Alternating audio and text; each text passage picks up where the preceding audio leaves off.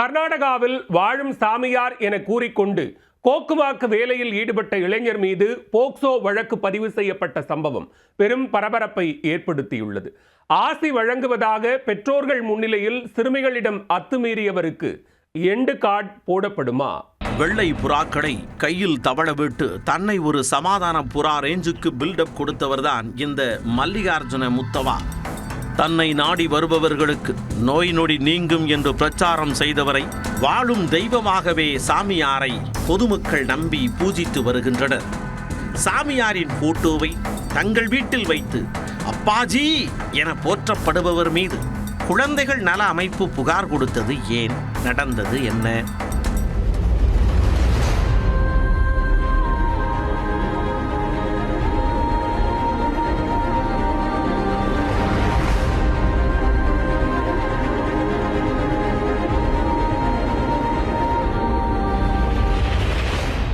கர்நாடக மாநிலம் யாத்கீர் மாவட்டம் ஷாகாப்பூரை சேர்ந்தவர் மல்லிகார்ஜுன முத்தவா.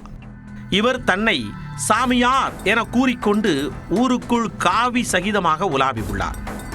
ஊர் ஊராக சென்று ஆசி வழங்குவதாக சில புழுகு மூட்டைகளை அவிழ்த்துவிட்டு மக்களை நம்ப வைத்துள்ளார். குருவி உட்கார பணம்பழம் விழுந்த கதையாக அதில் ஒரு சில கணிப்புகள் மெய்யானதால் மக்களும் மல்லிகார்ஜுனாவை கொண்டாடி உள்ளனர். இதையடுத்து ஷாகாப்பூரில் உள்ள கோவிலில் ஆசிரமம் அமைத்து நானே கடவுள் என்கின்ற ரீதியில் பூஜைகள் செய்து தனக்கென ஒரு பக்தர்கள் கூட்டத்தை கூட்டியுள்ளார். செல்லும் இடமெல்லாம் சில மாய வித்தைகளை காட்டி அனைவரையும் வியக்க வைத்துள்ளார். ஒரு கட்டத்தில் பொதுமக்கள் சிலர் அப்பாஜி என அழைத்து அவரின் போட்டோவை தங்கள் வீடுகளில் வைத்து வணங்கி உள்ளனர். சாமியார் மல்லிகார்ஜுனா முத்தவா பக்தர்களை கட்டி பிடித்து அரவணைத்து ஆசி வழங்குவதை தனது பார்முலாவாக கொண்டுள்ளார். குழந்தைகள் முதல் பெரியவர்கள் வரை அனைவரையும் இந்த கட்டிப்பிடி வைத்திய முறையிலேயே கையாண்டுள்ளார். இந்த நிலையில் 7 வயது சிறுமியை அவரது பெற்றோர் முன்னிலையில் மடியில் வைத்து ஆசி வழங்கினார். அந்த வீடியோ இணையத்தில் வெளியாகி பெரும் விவாத பொருளானது. சிறுமியின் பெற்றோரே வீடியோவை இணையத்தில் பதிவிட்டு சாமியாரின் செயல் குறித்து எதிர்ப்பு எதுவும் தெரிவிக்கவில்லை.